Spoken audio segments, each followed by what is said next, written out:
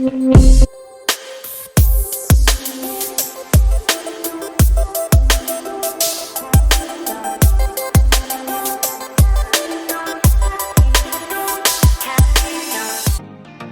minasan, kembali lagi di Mainichi Nihongo. Nah, pada video kali ini kita akan melanjutkan tentang Minna no Nihongo Dainichu Nanaka atau pelajaran ke-27. Tentunya ini sudah masuk ke pelajaran buku yang kedua.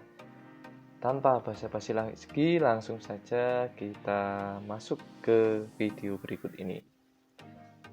Tak lupa sebelum kita melanjutkan ke pembahasannya, jangan lupa untuk dukung kami dengan cara share, like, dan subscribe channel kami Mainichi Nihongo. Nah, untuk pembelajaran ke-27 kali ini, di sini ada kata kerja potensial atau kanoke ya. Jadi kata kerja potensial itu apa? Yaitu digunakan untuk menyatakan kebisaan atau kesanggupan kita dalam menjalankan kata kerja. Nah, di sini artinya sama dengan dulu yang pernah kita pelajari tentang kata kerja bentuk kamus kotoga dekimasu ya, artinya bisa. Tetapi di sini akan mempelajari cara lain dari bentuk kotoga dekimasu tadi. Nah, langsung saja ini untuk perubahannya. Nah, perubahan bentuk potensial atau kanoke. Ingat di Mainichi Nihongo ini perubahan kata kerja selalu dimulai dari kelompok 3. Nah, langsung saja kita ke kelompok 3. Nah, kata kerja kelompok 3 itu ada apa saja? Nah, di sini ada kimas datang. Dan kanoke-nya atau kata kerja bentuk potensialnya adalah koraremas, bisa datang. Sedangkan shimas menjadi dekimas. Jadi misalkan nanti kata kerjanya unten shimas, maka unten dekimas, seperti itu ya. Nah, itulah tadi tentunya sangat mudah perubahan kata kerja golongan ketiga. Lanjut ke golongan kedua. Nah, golongan kedua di sini perubahannya bagaimana?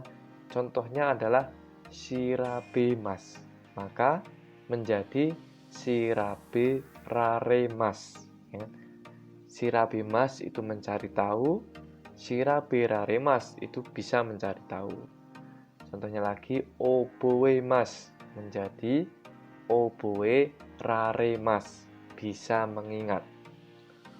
Orimas turun menjadi oriraremas, bisa turun. Nah, tentunya minasan harus kembangkan dengan contoh yang lainnya. Untuk berikutnya yaitu kelompok 1.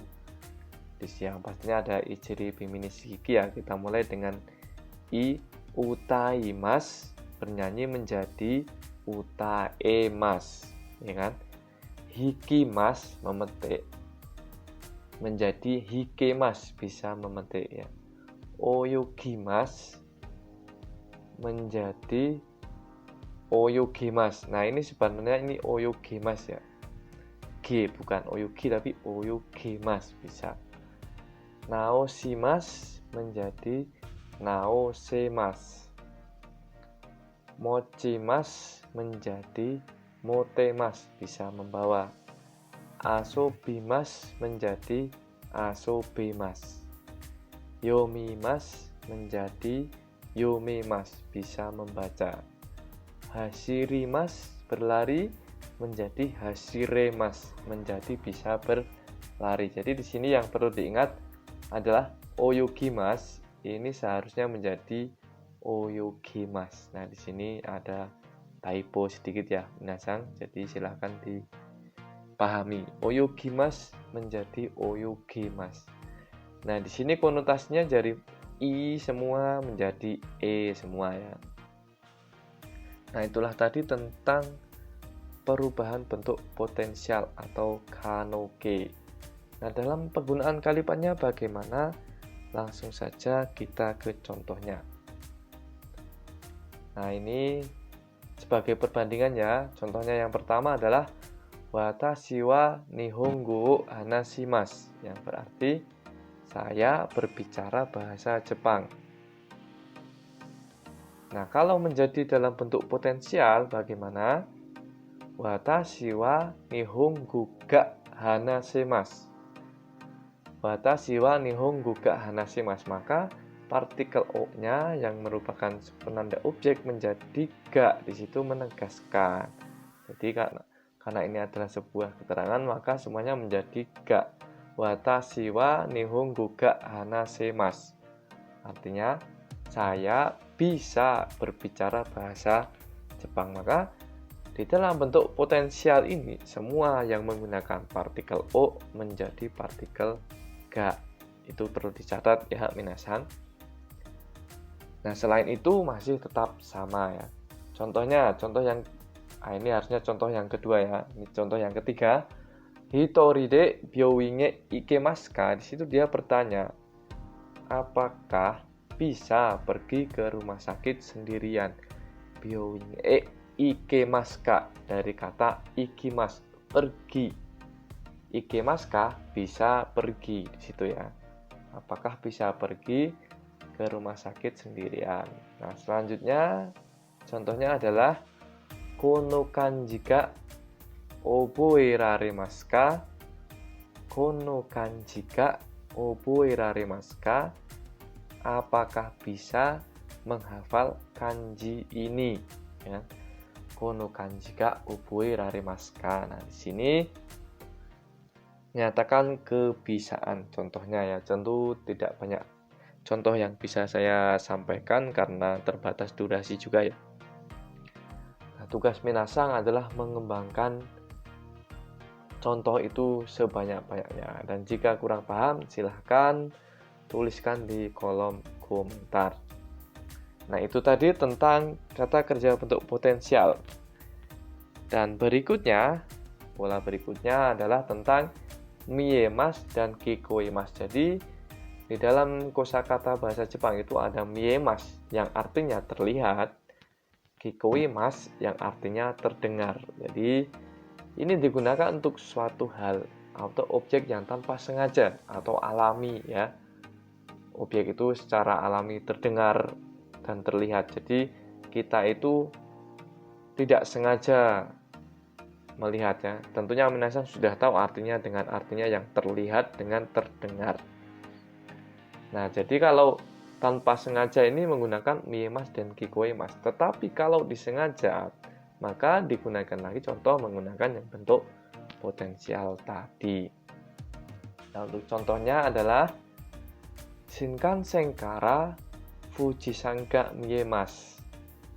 Shinkansen kara Fujisan ga miemasu, yang artinya dari Shinkansen itu terlihat Gunung Fuji. Jadi kita itu sedang naik Shinkansen dan tanpa sengaja itu kan pasti melewati Gunung Fuji gitu kan.